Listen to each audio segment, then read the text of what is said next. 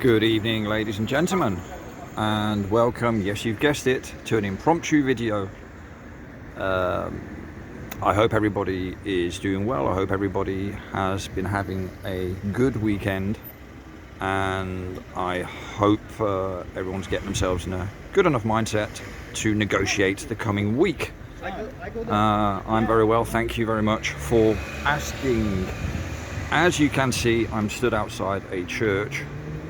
This one here in Bournemouth on Richmond Hill is called the Catholic Church of the Sacred Heart of Jesus, and it is just a side street down from the road just up there where the two are walking. The next road along there is Yelverton Road, and that is the building that I did a video on last week, demonstrating quite clearly the work that has been done to pull earth back to then enable access to what we call basement flats, because of course the cellar walls have windows in them. So that takes me straight to the first point I want to address with this video. There's a couple of points I'd like to address. So look at that building there, incredible, isn't it? I will do a video on that one day when I get around to it. But the left, as you're looking at there, right, is higher than the right. The ground obviously going up the whole time, but that whole building goes deep down into the ground, because this is a very steep hill that we're on. Anyway, right, so the first point I wanted to talk about was why I always talk about the cellar windows and the prism lights and all that sort of stuff. Now, just for your information, prism lighting, which are these glass blocks or bricks that you see put in metal frames and then they're inserted into the ground to let light, natural light, down into the ground, but at the same time also obscure your view of the window, the subterranean that's underground. All right, and those prism lights, you all right, mate? Okay, those prism lights, it's okay, that gentleman there was looking over, so I just thought I'd ask. Those prism lights were invented, and this is according to mainstream sources, so this is the stuff that your kids will be learning at school if they were to look this up, in the 1850s, right? So if it was the norm to build basement walls with windows in them, so they're the windows that you see below ground surface, ground level, when you're walking along your side, you know, the streets and all that, then these prism lights, these block systems to let in natural light, because we always build our buildings with windows underground, well, they would have been manufactured way earlier. So it all falls in line. We're drawing a conclusion using our common sense and discernment here. You know, I can't unfortunately offer everybody a document with a stamp on it to say that what we found according to our research is true, right? Because that would also be not the right thing to do, because documents are also written by hand, which I also keep going on about. Since when is that proof or evidence or proof or anything? Nothing. Doesn't. Paperwork with writing on it doesn't prove jack, right? So anyway, so getting back to that with the prism lighting, think about that. You know, why are prism lights or that sort of system with glass blocks only invented in the 1850s if it was normal to build all these buildings like that with windows underneath the ground where you would need them? Well, I'll give you my take on it. When the era of repurposement came in the early 1800s, right, and in my opinion, our civilizations were introduced in various corners of the world, so they didn't all start in England and then sail out on wooden boats colonizing areas. That's a cover story. It might have happened under the guise of a flag here or there, but one thing is for sure, peoples of the world were around all around the world, right? They would have had to have been, or civilizations of some sort, because these buildings are to be seen all around the world. And, you know, the buildings that I talk about, where they have windows underground, where the ground level has clearly risen, because the buildings were there before the ground was at that level. Must have been, right? Here, another example. By the way, this is the only building made of this kind of stonework in the whole of Bournemouth town centre. No other building has this stone, sandstone. All the others have a mixture of bricks that are painted white, even the odd marble looking building, this sort of stuff, and that sort of greyish bank-esque type building that you see in the middle of London and all that. But here's an example, right? That is the tip of something that's well below the ground, obviously. And the tarmac isn't yards, meters thick, is it? You know, so the ground has obviously come up, and they've obviously added what we walk on, tarmac, etc. And they've had to level it up so that we can then gain access to these buildings. That isn't truthfully the bottom of this building at all. This happens to be, by the way, the Lloyds Bank building. Notice how there are always significant institutions that tend to be housed in these buildings.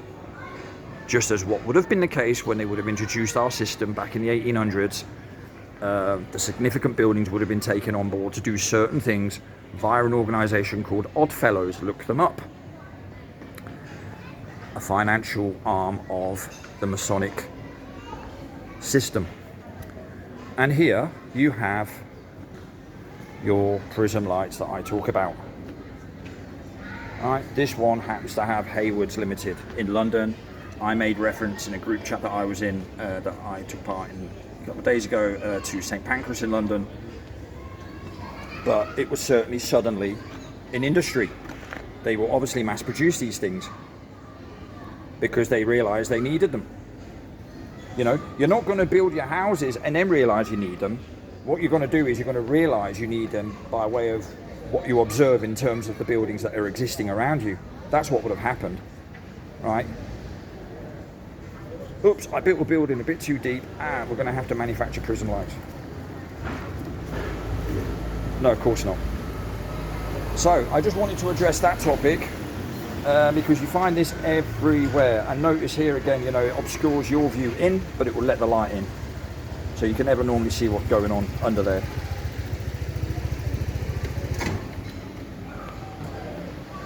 So, and I'd like to clarify for a couple of people as well, and I mean this with the utmost respect, and I don't mean to brag either, at all, but if you want to talk about semantics, I did wrongly, and a bit accidentally really, to be honest, because I'm normally the one to jump all over this sort of thing, say that there is evidence of mud flood all around the world. Right, now, of course, I cannot claim that because I have not been all around the world.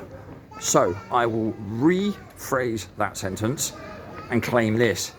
Everywhere I have been around the world, and that is quite a few places, including the last few years with our recent Euro tours with the van and all that sort of stuff, and the UK tour we did last year, and all the rest of it, me having lived and worked abroad, etc., right, I can say for certain that this phenomena was everywhere. Now, I haven't been to the North Pole, I haven't been to Timbuktu, and I haven't been to Wellington, New Zealand. By the way, they were just randomly thrown together, those three. So I cannot say for sure whether that is there as well. But what I can say is where I am, it's definitely the case, and I would very strongly suggest wherever you are, it will also be the case.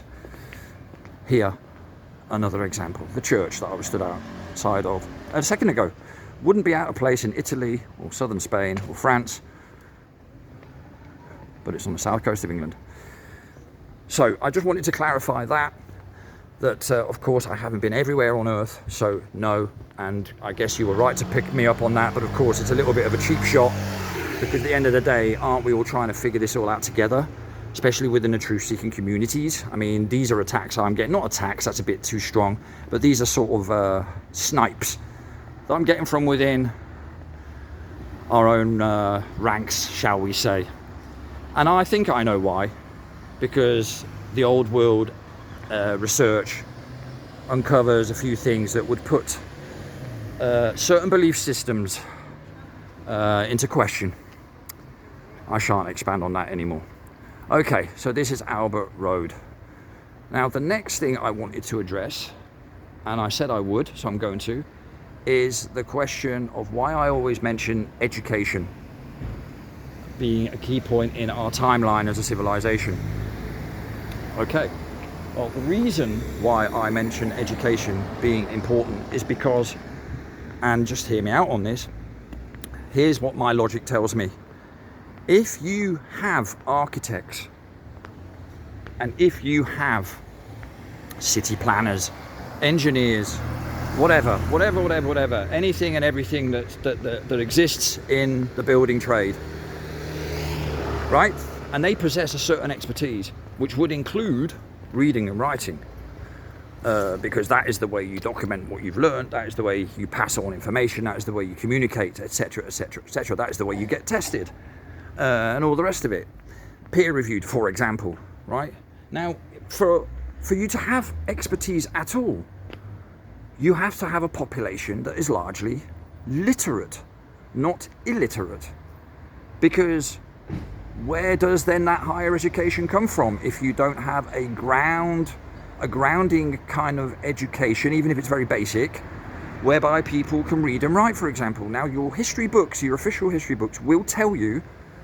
I mean, there might be 2, 3, 4, 5 years out, but generally speaking, kids, certainly in the UK, and the UK is used as the example of the industrialization of the Western world, right? So the UK, I will stick with as the prime example. Children did not start reading and writing until they started going to things like little chapel, church, buildings attached to them to sit in class. And that we're talking 1850s, 1860s onwards.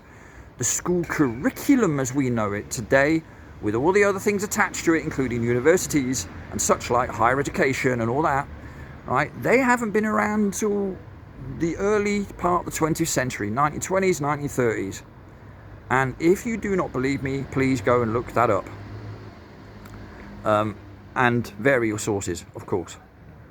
So the point I'm making is, education in terms of widespread education, and I mean in terms of reading and writing now, not history, not specific niche topics, but just general stuff, did not happen that long ago at all.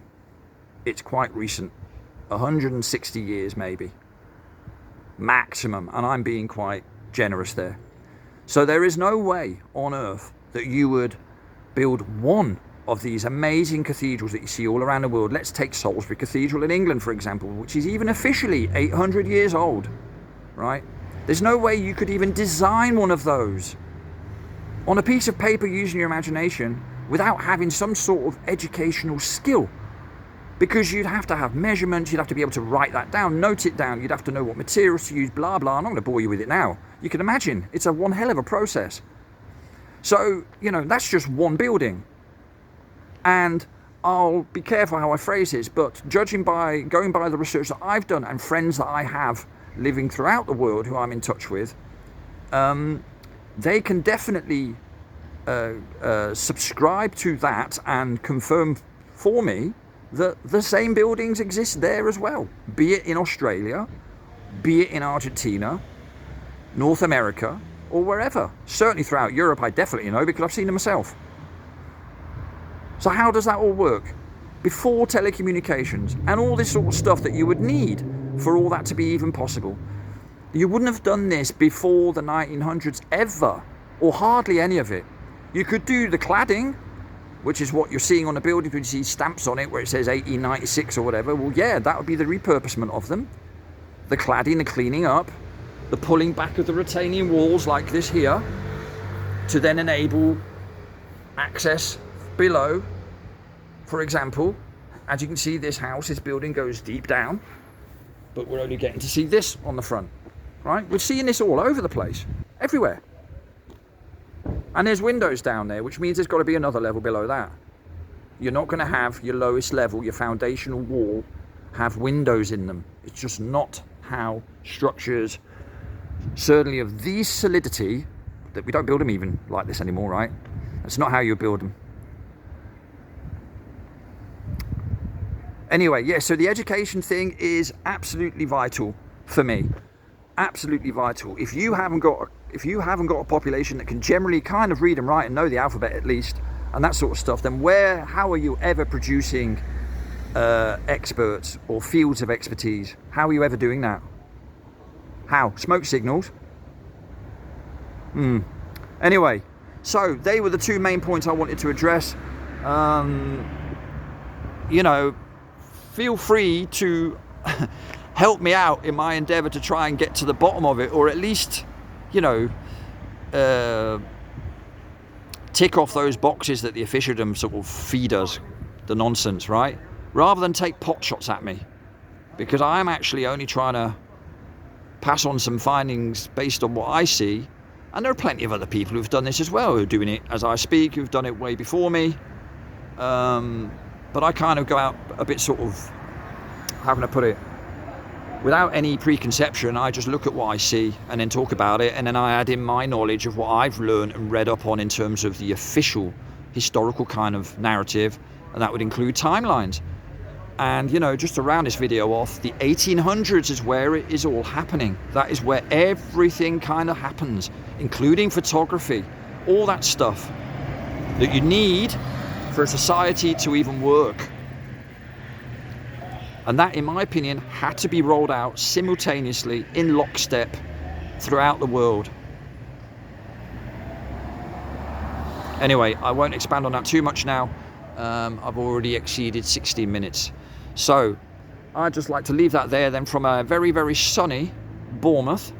A little bit nippy in the shade, but a gorgeous day nevertheless. I will put another video out at some point in the week. But until then, I'll just like to say I'll see you all soon, and some of you is much, much sooner. Until then, take it easy and goodbye for now.